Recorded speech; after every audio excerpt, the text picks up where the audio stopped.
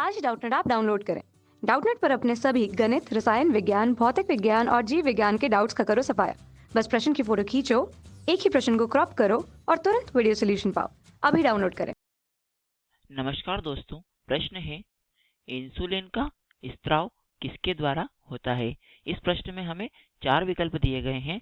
पहला विकल्प दिया गया है हाइपोथैलेमस, दूसरा विकल्प दिया गया है थाइमस, तीसरा विकल्प दिया गया है लैंगरहैंस की बीटा कोशिकाएं तथा चौथा विकल्प दिया गया है पीयूष।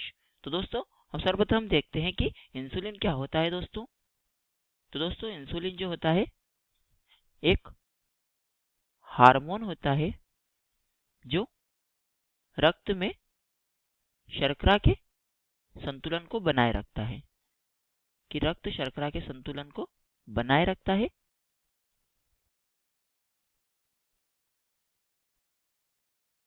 दोस्तों हमने देखा कि इंसुलिन क्या होता है, एक हार्मोन होता है जो रक्त में शर्करा के संतुलन को बनाए रखता है। तो दोस्तों ये जो होता है इंसुलिन, यह शरीर में अग्नाशय के द्वारा निर्माण होता है कि अग्नाशय में इसका निर्माण होता है। तो जो अग्नाशय में इसका निर्माण होता है, जो अग्नाशय में जो लैंगरहैंस की जो बीटा कोशिकाएं होती है कि अग्नाशय में लैंगरहैंस की जो बीटा कोशिकाएं होती है वह इंसुलिन का स्त्रावण का कार्य करती है।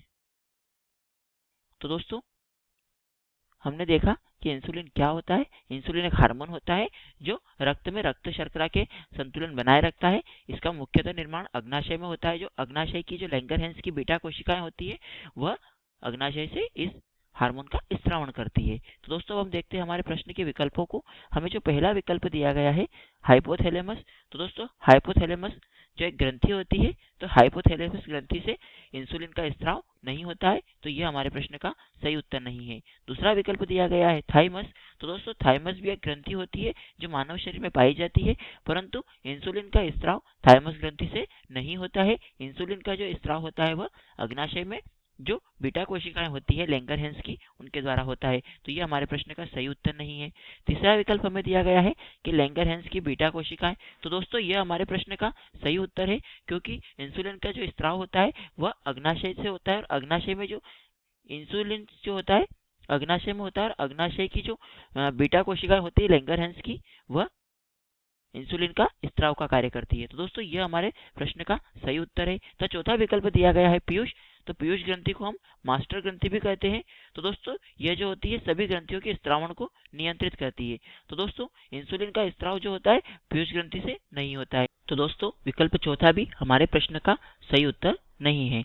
हमारा प्रश्न था दोस्तों कि इंसुलिन का स्त्राव किसके द्वारा होता है। तो दोस्तों इंसुलिन का जो स्त्राव होता है वह लैंगरहैंस की बीटा कोशिकाओं के द्वारा होता है। तो दोस्तों विकल्प तीसरा हमारे प्रश्न का सही उत्तर है। उम्मीद करता हूं दोस्तों आपको प्रश्न का उत्तर समझ में आया होगा। धन्यवाद। कक्षा 6 से 12वीं से लेकर नीट, IIT, JEE वो एडवांस के लेवल तक 1 करोड़ से ज्यादा छात्रों का भरोसा। आज ही डाउनलोड करें डाउटनेट ऐप या व्हाट्सएप करें अपने सारे डाउट्स 8400 400 400 पर।